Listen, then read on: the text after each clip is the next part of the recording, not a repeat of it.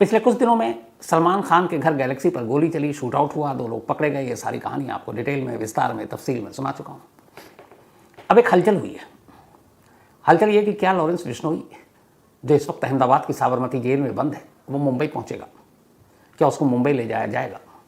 लेकिन ये बताऊँ कि क्यों, क्या, कैसे, क्या होगा, क्योंकि इसमें बहुत सारी अजीब सी चीज़ें हैं। 2 चीज़ें और। एक, आपको याद होगा माफिया डॉन अतीक अहमद, सारे केस यूपी में थे, गुजरात में तो कोई केस था नहीं, लेकिन अतीक अहमद भी उसी अहमदाबाद की साबरमती जेल में बंद था और उसको उसी साबरमती जेल से यहाँ पे कोर्ट में एक मुकदमे के सिलसिले में यूपी लाया गया था, जहाँ बाद में 3 हमलावरों ने अतीक और उसके भाई अशरफ की गोली मारकर हत्या कर दी थी। अतीक अहमद के अलावा एक और डॉन की बात कर लेते हैं, छोटा राजन। इस देश में जो 2 बड़े डॉन जिनका नाम लिया जाता है, जिनके किस्से कहानियाँ हैं, एक दाऊद इब्राहिम और एक छोटा राजन। दोनों कभी दोस्त थे, बाद में दुश्मन हो गए। छोटा राजन भी देश के बाहर भागा हुआ था, लेकिन अक्टूबर 2015 में उसको अरेस्ट किया गया और फिर विदेश से उसे दिल्ली लाया गया। कुछ दिनों तक वो दिल्ली में सीबीआई हेडक्वार्टर का मेहमान रहा और फिर उसके बाद उसको तिहाड़ जेल बंद कर दिया गया। तिहाड़ जेल के जेल नंबर 2 में 2015 अक्टूबर से आज भी छोटा राजन बंद है। जेल नंबर 2 के एक हाई सिक्योरिटी बैरक के अंदर है, जहां और कैदियों की पहुंच नहीं है। 9 सालों में छोटा राजन की कभी कोई तस्वीर नहीं आई, देखा नहीं लोगों ने कि भाई वहाँ से यहाँ आया। वहाँ की तो तस्वीरें थी जब वो अरेस्ट हुआ था, लेकिन यहाँ कैसा दिखता है। फिर बीच में 2020 में जब कोरोना की पहली लहर आई तो ये एक अफवाह उड़ी कि छोटा राजन की कोरोना से मौत हो गई। लेकिन अब 9 साल के बाद और उस कोरोना काल के 4 साल के बाद तिहाड़ जेल से एक तस्वीर आई, किसी तरीके से लीक हुई, और ये तस्वीर उसी कोरोना काल की 2020 की है। और ये तस्वीर तब की है जब कोरोना चल रहा था। तो पहली बार इंडिया आने के 5 साल के बाद की ये तस्वीर छोटा राजन की, और पिछले 9 साल की एकलौती तस्वीर है छोटा राजन की, जो जेल तिहाड़ में रहते हुए और फिर एम्स में भी वो रहा था कुछ दिन। ये उस वक्त की तस्वीर है। तो ये तस्वीर आपने देख ली। अब लॉरेंस बिश्नोई इसी तिहाड़ जेल में बंद था 2023 तक, अगस्त से पहले। लेकिन फिर अचानक बहुत सारी चीज़ें घट गई। गैलेक्सी पे बाद में आऊँगा, पहले से बाकी चीज़ों को समझिए तो बाकी समझ जाएंगे। सिद्धू मूसेवाला का कत्ल होता है। सिद्धू मूसेवाला के कत्ल के बाद गोल्डी बराड़, लॉरेंस बिश्नोई का जो कनाडा में बैठा है, वो उसको जिम्मेदारी लेता है सोशल मीडिया के जरिए। उसके बाद लॉरेंस बिश्नोई की तरफ से भी कहा जाता है कुछ पुरानी दुश्मनी उसकी वजह से सिद्धू मूसेवाला का कत्ल। अब सिद्धू मूसेवाला का कत्ल हुआ तो मामले की जांच शुरू हुई। पंजाब पुलिस ने जांच की, जांच में नाम आ ही चुका था। इसके बाद लॉरेंस बिश्नोई जो दिल्ली के तिहाड़ जेल में बंद था, उसको लेकर पंजाब पहुंच गए और पंजाब की जेल में रखा। लेकिन लॉरेंस बिश्नोई पंजाब नहीं जाना चाहता था, इसलिए कि पंजाब के अलग अलग जेलों में उसके राइवल बहुत सारे गैंग के लोग बंद हैं, और आजकल गैंग जेल के अंदर गैंगवार आम बात है।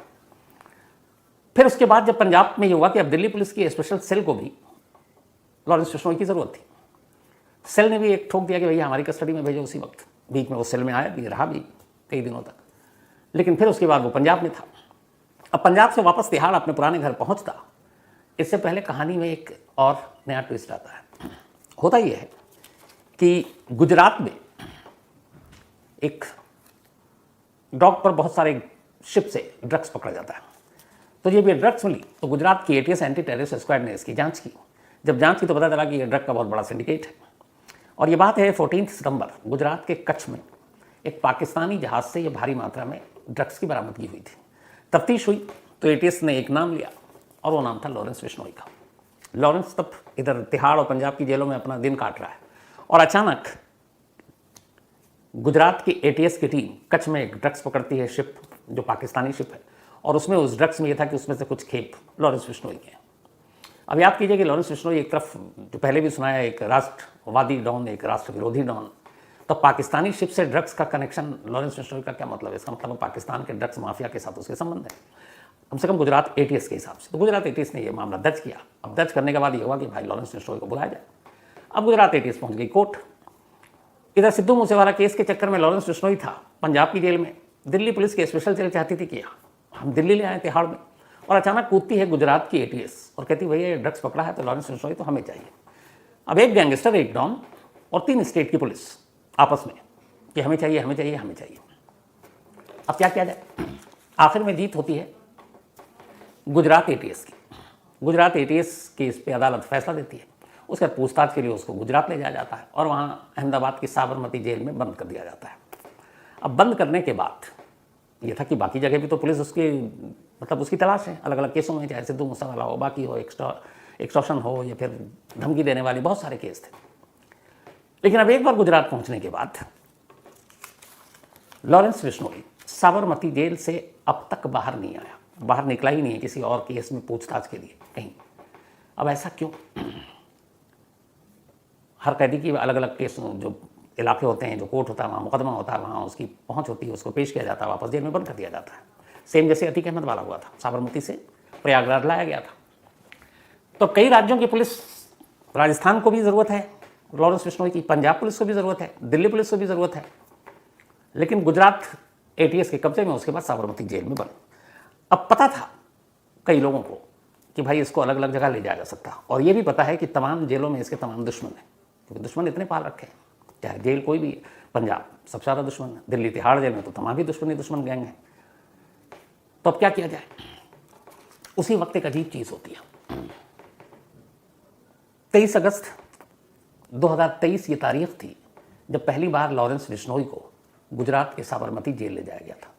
23 अगस्त 2023, मतलब ये अप्रैल चल रहा है, मई जून जुलाई अगस्त, 5 महीने बाद 1 साल पूरे हो जाएंगे।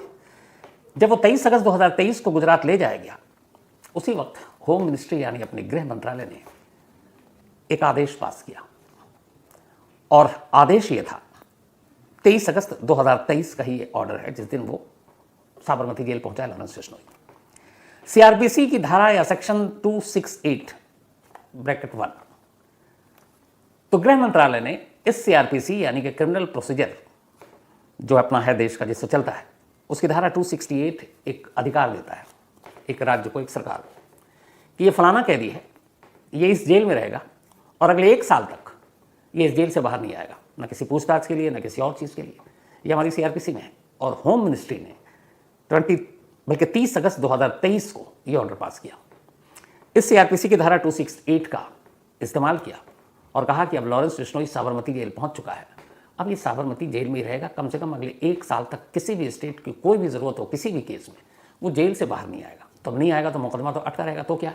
तो दूसरा ऑप्शन ये दिया गया कि भैया आप जेल से ही वीडियो कॉन्फ्रेंसिंग के जरिए आप उससे पूछताछ कर लो, अदालत में पेशी है तो वीडियो कॉन्फ्रेंसिंग के जरिए लाइव अदालत में उसको पहुंचा दो। लेकिन साबरमती जेल के दरवाजे के बाहर वो कदम नहीं रखेगा, चाहे कितने भी कानूनी केस उसके अलग अलग स्टेट्स में क्यों ना हो। अब 30 अगस्त 2023 को ये ऑर्डर पास हुआ। अब इस ऑर्डर के हिसाब से पूरे 12 महीने 365 दिन तक ये आदेश लागू होगा। तो इसका मतलब ये हुआ कि 30 अगस्त 2024 से पहले लॉरेंस बिश्नोई को साबरमती जेल से बाहर नहीं निकाला जा सकता। अब ये पहली चीज़। अब दूसरी चीज़ पे आते हैं। अभी 14 अप्रैल को सलमान खान के घर मुंबई में गैलेक्सी के बाहर 2 लड़के पहुंचे और उन्होंने शूट आउट किया। 5 गोलियां चलाई, 3 ज़मीन पे, 1 दीवार पे, 1 बालकनी के अंदर जाकर लगी दीवार पर। दोनों को पकड़ लिया गया। पकड़ने के बाद इनसे पूछा गया कि भैया तुमने ये हथियार कहाँ फेंका जिससे गोली चलाई? हथियार बड़ा महंगा था वो। उन्होंने कहा कि हथियार हमने सूरत में एक तापी नदी है उसी नदी में फेंक दिया। अब इसके बाद पुलिस की टीम पहुंची एग्जैक्ट उस जगह पर 22 अप्रैल सुबह 7 बजे से तमाम गोताखोरों के साथ, और उस तापी नदी में 22 और 23 अप्रैल को डुबकियां लगाई गई और जिस जगह पर उन दोनों शूटर ने वो हथियार फेंका वहाँ पर उसकी तलाशी ली गई और आखिरकार 2 पिस्टल, 3 मैगजीन और 13 जिंदा कारतूस उस तापी नदी से बरामद हो गए। इन्होंने किसी चीज़ में लपेट कर फेंका था। तब ये सारी चीज़ें बरामद हो गई। इन दोनों से पूछताछ हो गई। लॉरेंस बिश्नोई के भाई अनमोल बिश्नोई ने धमकी भरा उसी दिन में फेसबुक पे पोस्ट जारी कर दिया था। तो जब इन दोनों से पूछताछ हुई, इन दोनों शूटर से सलमान खान के घर जिन्होंने गोली चलाई, तब उन्होंने अपने जो बयान दिए, उसके बाद मुंबई पुलिस की क्राइम ब्रांच यूनिट 9 जिसकी अगुवाई दया नायक करते हैं, वो टीम इसकी जांच कर रही थी। इस टीम ने जांच करने के बाद अब एक और नाम जोड़ दिया। पहले इसमें 3 नाम थे, दोनों शूटर के और एक अनमोल बिश्नोई का जिस वक्त अमेरिका में है। उन्होंने अब चौथा नाम जोड़ा और चौथा नाम था मेन बॉस यानी लॉरेंस बिश्नोई का। अब लॉरेंस बिश्नोई का नाम तो जोड़ दिया। 2 शूटर तो आपके पास हैं, आप पूछताछ कर रहे हो। तीसरा अमेरिका में, आप वहाँ तक पहुँच नहीं सकते हो, उसको लाना अभी खैर इस वक्त पता नहीं, आगे का कभी भी ला सकते हैं, इस वक्त तो नहीं है। अब बचा कौन? Main boss Lawrence Bishnoi. तो उसको ढूंढने की ज़रूरत है नहीं, वो तो ऑलरेडी पहले से ही जेल में है साबरमती में। तो ये तो बड़ा आसान हो गया, मुंबई पुलिस एक ऑर्डर ले और पहुंच जाए। लेकिन जिससे मैंने शुरुआत की थी अब उसी पर आते हैं कि होम मिनिस्ट्री का एक ऑर्डर सेक्शन 268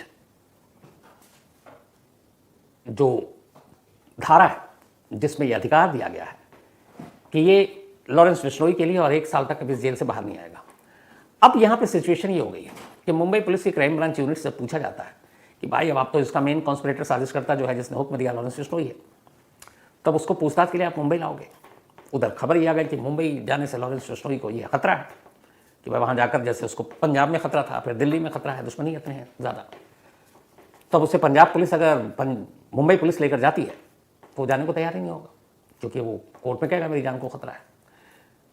लेकिन इसको भी हटा दीजिए, मुंबई पुलिस पूरी कोशिश भी कर ले तो ये जो होम मिनिस्ट्री का आदेश है, ये जो ऑर्डर है, इसकी वजह से 30 अगस्त तक तो वहाँ से साबरमती जेल से उसको निकाल ही नहीं जा सकता, ना मुंबई ले जा सकता। तो दूसरा ऑप्शन भी गया, अब क्या बचा? Video conferencing. तो वीडियो कॉन्फ्रेंसिंग के जरिए पूछताछ हो सकती है। हो सकता है मुंबई पुलिस की क्राइम ब्रांच की टीम खुद साबरमती जाए, कोर्ट से आए आदेश लेकर, और वहाँ जाकर पूछताछ करे, इसकी पॉसिबिलिटी है।